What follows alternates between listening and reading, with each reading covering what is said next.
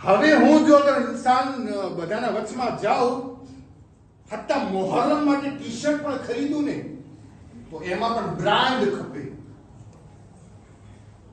સાદી કાળી કેમ પહેરું હું યાર? એવું ના બને હું મસ્જિદે જાઉં અને બીજા મારા દોસ્તો મોહરમના કાળા કપડા પહેરીને આવે, કોઈના ઉપર લખેલું લાકોસ્ટ, કોઈના ઉપર લખેલું બોસ, પછી ઓલું બીજું કયું છે હા ઈ ત્રીજું ચોથું પાંચમું માર્ક લખેલા હોય છે.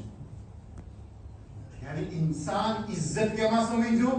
કપડામાં સમજો, ઘડિયાળમાં સમજો, ફોનમાં સમજો. હાલો એનાથી પણ આગળ વધે.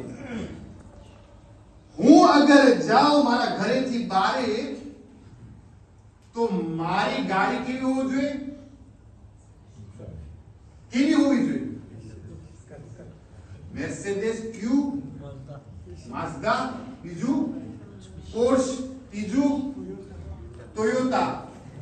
એમાંય મોડેલ હોય ભાઈ, કોઠાય હોય એવા. એક સલવાર પડી મોહમ્મદ પર.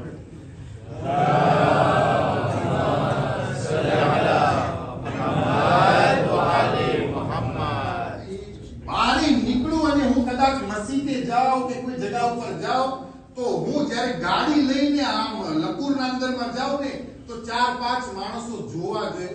ઓહો નવું મોડેલ, લગભગ અંદાજા લગાવવા લાગે એટલે 3 થી 4 મિલિયન એન્જિન લાગે છે.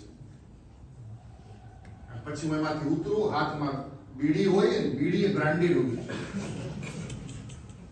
ઓલી કેવી મળે છે ધીમી ફ્રાની તો ગીતો નથી આ. એક ભાઈ કીધું હું આમ એવું આબાદ ડબલો કહી લઉં મોંઘી સિગરેટ લાગે, આમ મોલાના ડબલું મોંઘું છે, સિગરેટ તો માલા ઘસી. પણ આ વસ્તીના વચમાં લાગવું જોઈએ ડબલું કાઢે. સલામત પડે મોહમ્મદ વાલે.